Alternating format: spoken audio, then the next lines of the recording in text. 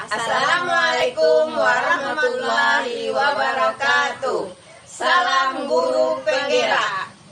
Perkenalkan, kami dari calon guru penggerak Angkatan 11 dari Kabupaten Kepulauan Mentawai. Saya Yuni Rosalina dari SDN Negeri 17 Munte, Kecamatan Siberut Barat Daya. Dan saya Gus Michal dari SD 19 Katurai, Kecamatan Siberut Barat Daya. Nah, saya Eni Dawisni dari SDN 18 Pasar Keteleleu, Kecamatan Siberut Barat Daya. Dan kami di sini akan melaksanakan demonstrasi kontekstual modul 2.3 coaching untuk supervisi akademik terdiri dari pengamat, coach, dan coache. Selamat menyaksikan video kami.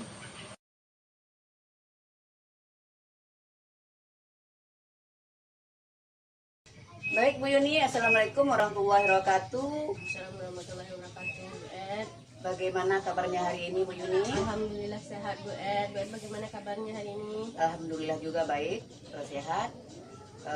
Baik Bu Yuni, sebelum kita memulai proses coachingnya, di sini saya berperan sebagai pengamat atau observer yang akan melihat proses coaching Bu Yuni dengan Bu Gus Michel atau sebagai coachnya nanti. Namun sebelum Bu Yuni memulai percakapannya, ada beberapa hal yang saya sampaikan terkait rubrik penilaian dalam observasi saya, agar Bu Yuni juga tahu ya. Dan nanti untuk rubrik penilaian yang akan menjadi penilaian adalah, saya harapkan dalam proses percakapan nanti Bu Yuni sudah memiliki konsep prinsip dari coaching, seorang coaching ya Bu, yaitu kemitraan, proses kreatif, dan memaksimalkan potensi. Dan tentunya Bu Yuni sudah memiliki kompetensi itu.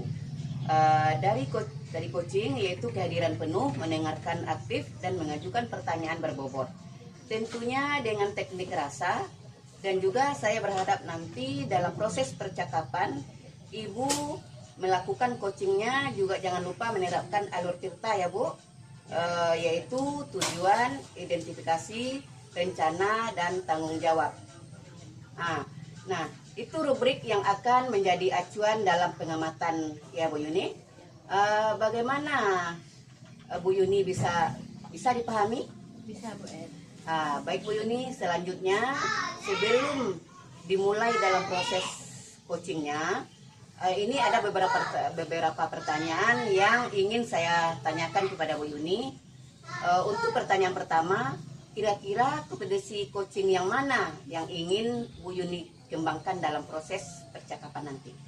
Rencana kompetensi yang akan saya kembangkan ada 2 dalam percakapan nanti dengan coachnya, yaitu yang pertama mendengarkan aktif dan juga mengajukan pertanyaan berbobot dengan teknik rasa, Bu Ed. Oke.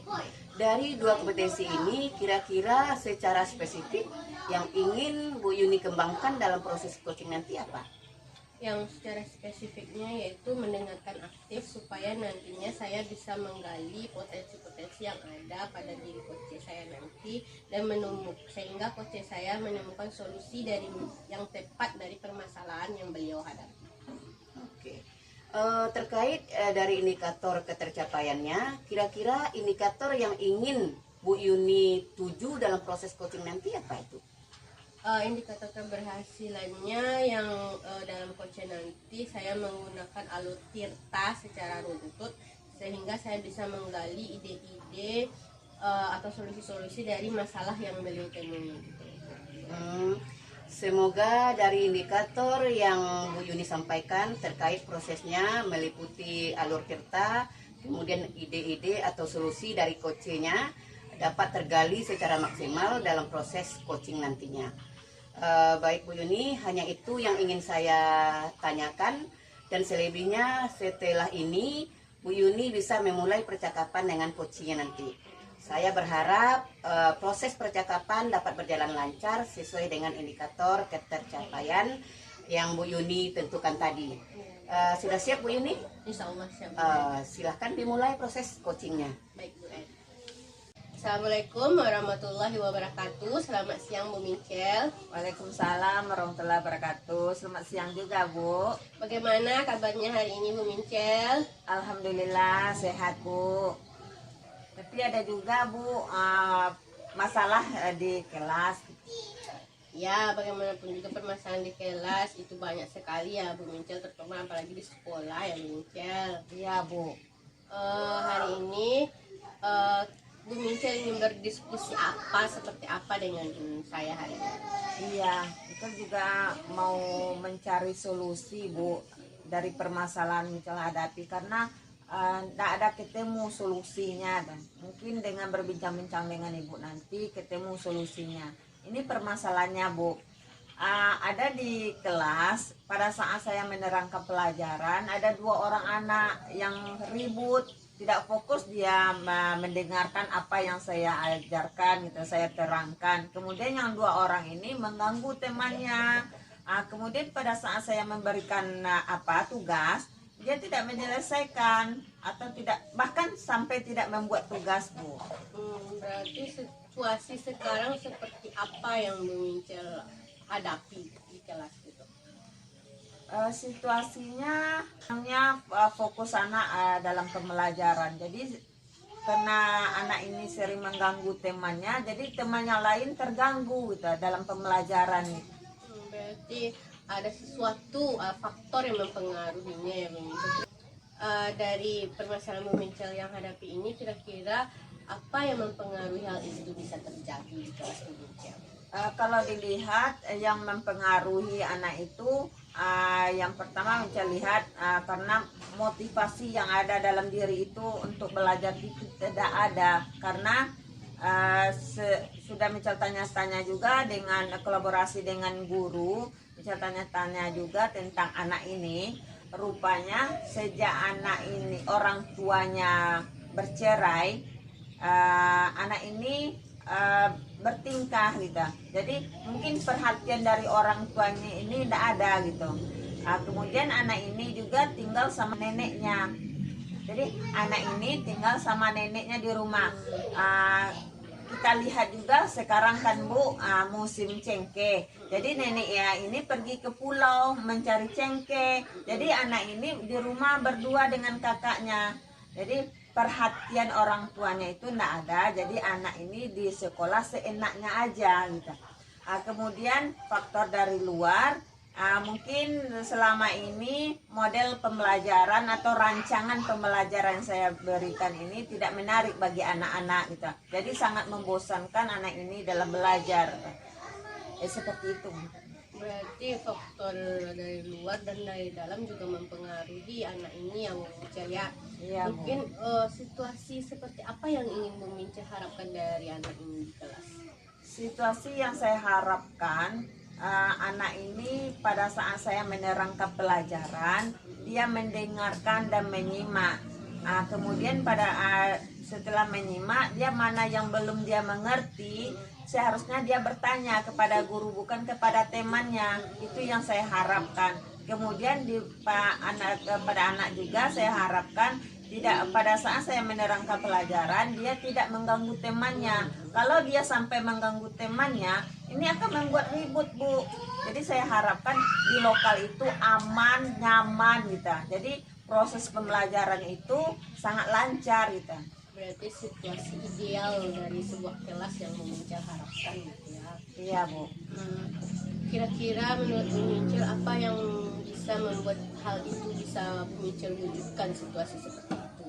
Ya, untuk mewujudkan pembelajaran yang nyaman di kelas itu, saya harus harus mulai dari saya dulu, membuat modul pembelajaran, kemudian metode dengan model pembelajaran. Jika nanti di dalam materi pembelajaran saya itu membutuhkan produk, maka saya membuat dengan model pembelajaran PWJBL. Jadi anak ini kalau kemudian mengadakan ice breaking. Jadi kalau dengan adanya ice breaking, di sela-sela dia kesibukan membuat tugas, kan ada rasa jenuh juga anak-anak ini, maka diadakan ice breaking untuk memotivasi dia belajar kembali gitu. Kemudian strategi dalam pembelajaran, karena di dalam pembelajaran kalau tidak ada strategi maka pembelajaran itu dapat secara monoton aja, jadi anak-anak itu kurang aktif dalam pembelajaran.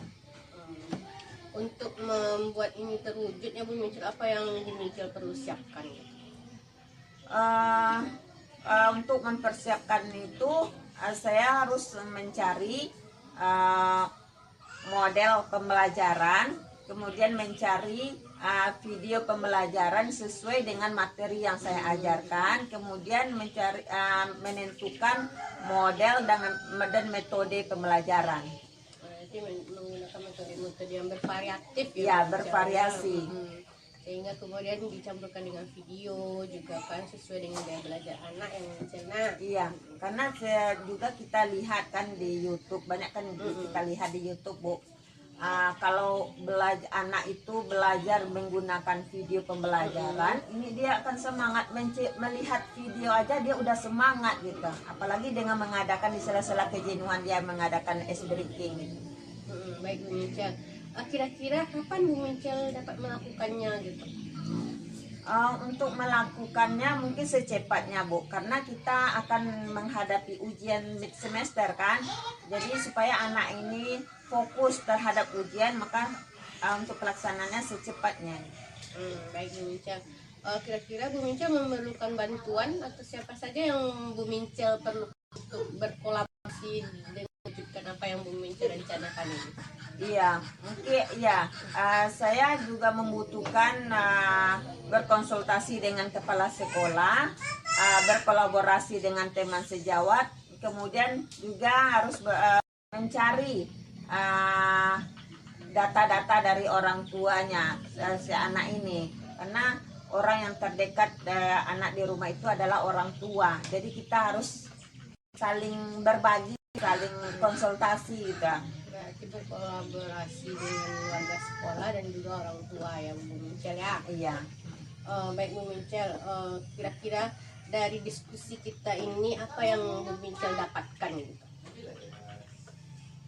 Dalam percakapan ini yang saya dapatkan rasanya ada rasa lega gitu, Bu, karena selama ini Mica rasakan masalah yang Mica hadapi di sekolah, di kelas, susah mencari solusinya seperti ini anak di kelas, bagaimana solusi yang terbaik. Tapi setelah saya bercakap-cakapkan dengan Ibu Yuni, rasanya keluar aja solusi itu gitu. Baik, Bu Mincel sudah menemukan solusi dari permasalahan Bu Mincel ya. Iya. Semoga mulai minggu ini Bu Mincel bisa menjalankannya. Iya. Dan minggu depan kita kembali berdiskusi lagi ya Bu Mincel untuk melihat bagaimana perkembangan dari permasalahan yang Bu Mincel hadapi. Iya, Bu. Baik Bu Mincel, terima kasih atas waktunya. Assalamualaikum warahmatullahi wabarakatuh. Waalaikumsalam warahmatullahi wabarakatuh. Baik Bu Yuni, saya sudah mengamati proses coaching Bu Yuni tadi dan coachnya. Di sini ada beberapa catatan yang perlu saya sampaikan. Nah, sebelum saya akan ya Bu Yuni, saya ingin menanyakan beberapa hal. Boleh Bu Yuni? Boleh Bu En. Nah, untuk pertanyaan pertama ini, apa yang sudah Bu Yuni lakukan dari indikator ketercapaian yang sudah Bu Yuni lakukan tadi saat coaching? Saya sudah menerapkan prinsip coaching yaitu berupa kemitraan, proses kreatif, dan memaksimalkan potensi coaching. Kemudian kompetensi inti yang saya terapkan tadi mendengarkan aktif dan mengajukan pertanyaan berbobot dengan teknik rasa Bu. Berarti yang sudah Bu Yuni sampaikan tadi sudah sesuai dengan catatan saya. Bu Yuni memang sudah menerapkan sebuah prinsip sebagai kemitraan, itu terbukti ketika Bu Yuni mengobrol merasa setara dan tidak ada perbedaan strata. Kemudian Bu Yuni sudah melakukan prinsip proses kreatif, di mana Bu Yuni berusaha menggali kreativitas seorang coach, mengeluarkan berbagai solusi-solusi dari permasalahan yang dihadapi. Kemudian Bu Yuni sudah mengajukan pertanyaan berbobot agar memaksimalkan potensi dari seorang coach. Dan juga Bu Yuni sudah memberikan kompetensi inti sesuai dengan pra observasi kita tadi ya, yaitu Bu Yuni mengharapkan ada 2 tadi kan, mendengar aktif dan mengajukan pertanyaan berbobot.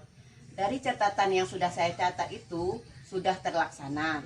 Dan yang paling penting Bu Yuni sudah menerapkan dengan alur tirta ya, di mana Bu Yuni memulai dengan tujuan, identifikasi, rencana aksi, dan tanggung jawab. Kemudian alhamdulillah secara gambaran dari catatan saya, Bu Yuni sudah melaksanakan proses coaching dengan sangat luar biasa.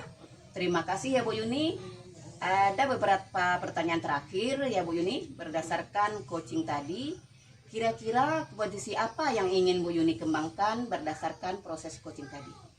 Kompetensi yang ingin saya kembangkan yaitu kompetensi kehadiran penuh ya Bu Ed, dan juga memberikan pertanyaan berbobot dengan teknik rasa sehingga si coach bisa tersalurkanlah unek-unek dan juga terkeluarkanlah solusi-solusi dari sendiri dari beliau gitu. Dia menemukan solusinya sehingga permasalahan yang beliau hadapi dapat terselesaikan dengan baik gitu Bu Ed. Kemudian juga saya juga menggunakan teknik stop dan mindfulness agar si coach dapat rileks lah mengeluarkan unek-uneknya dalam percakapan tadi. Kehadiran penuh menjadi harapan Bu Yuni agar bisa dikembangkan ya. Dan saya berdoa semoga teknik ini dapat segera Bu Yuni kembangkan. Dan saya juga berdoa semoga teknik ini juga bisa Bu Yuni maksimalkan dalam diri Bu Yuni, dan tidak hanya potensi ini, juga potensi-potensi yang lain semakin tajam ketika memberikan pelayanan coaching terhadap mitranya atau coachingnya nanti. Saya berharap semoga proses ini juga menjadi bekal untuk Bu Yuni agar nantinya ketika memberikan proses coaching bisa sesuai dengan harapan yang diharapkan dengan paradigma proses coaching. Dalam penyampaian pelayanan coaching, Bu Yuni tetap berpegang teguh dengan alur tirta ya. Terima kasih Bu Yuni, sebuah proses yang sangat luar biasa. Semoga berdampak bagus untuk Ibu ke depannya. Saya akhiri, Assalamualaikum warahmatullahi wabarakatuh. Waalaikumsalam warahmatullahi wabarakatuh.